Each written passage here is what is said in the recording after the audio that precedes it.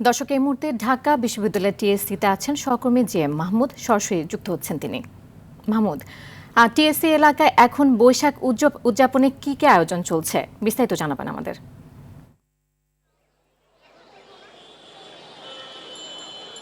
পহেলা বৈশাখের দিনের অংশ শেষ হয়ে গেলেও কিন্তু এখনো যেন এই যে উদযাপনের যে উদ্দীপনা এটি যেন শেষ হচ্ছে না।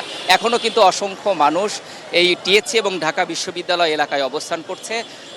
শিক্ষার্থী, তরুণ তরুণী সহ সব বয়সী এবং সব শ্রেণী পেশার মানুষ কিন্তু টিএসসিতে এসে এই নববর্ষ উদযাপন করছে এবং সবার পরনেই কিন্তু ঐতিহ্যের যে রং, সেই রাঙানো পোশাক এবং আমাদের যে নিজস্ব ঐতিহ্য এবং এই নববর্ষ উদযাপন বা বর্ষবরণ অনুষ্ঠান যেটি আমাদের একান্তই নিজস্ব কালচার, সেটি যেন ফুটে উঠেছে।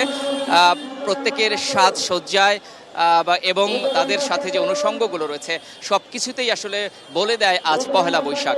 এখনও অসংখ্য মানুষের উপস্থিতি রয়েছে এবং বিভিন্ন জায়গায় কিন্তু ছোট ছোট কনসার্ট এতক্ষণ হচ্ছিল, যদিও এই মুহূর্তে কনসার্ট বন্ধ করে দেওয়া হয়েছে এবং ঢাকা বিশ্ববিদ্যালয় প্রশাসন থেকে সন্ধ্যার পর থেকেই সবাইকে চলে যাওয়ার জন্য আসলে বলা হচ্ছে এবং এই নির্দেশনা বিশ্ববিদ্যালয় প্রশাসন থেকে দেওয়া হয়েছে এমনটি কিন্তু বলা হয়েছে। তারপরেও কিন্তু অসংখ্য মানুষ রয়েছে, মানে তাদের যে পহেলা বৈশাখকে ভালোবাসা বা বর্ষবরণ বা নতুন বছরকে বরণ করে নেওয়া, এটি যেন তাদের যে আবেদন এবং আবেগ সেটি তাদের আচার আচরণ এবং চালচলনে প্রকাশ পাচ্ছে।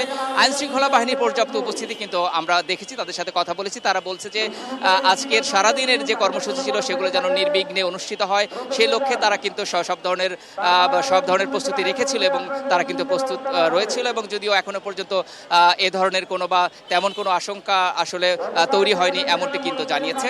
এবং আমরা ধারণা করছি যে এই যে উপস্থিতি এটি হয়তো আরও কিছু সময় থাকবে এবং এই নতুন বছরকে ভালোবেসে এবং এই পুরো বছর জুড়েই যেন সবার জীবন মঙ্গলময় হয়, আনন্দময় হয়, এমনটি কিন্তু তারা প্রত্যাশার কথা জানিয়েছে।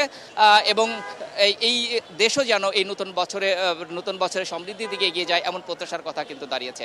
তো আমার কাছে ঢাকা বিশ্ববিদ্যালয় এলাকা থেকে বর্ষবরণের সর্বশেষ যে তথ্য ছিল সেগুলি আপনাকে জানাতে চেষ্টা করলাম। নীরা। জি মাহমুদ, আপনাকে অসংখ্য ধন্যবাদ।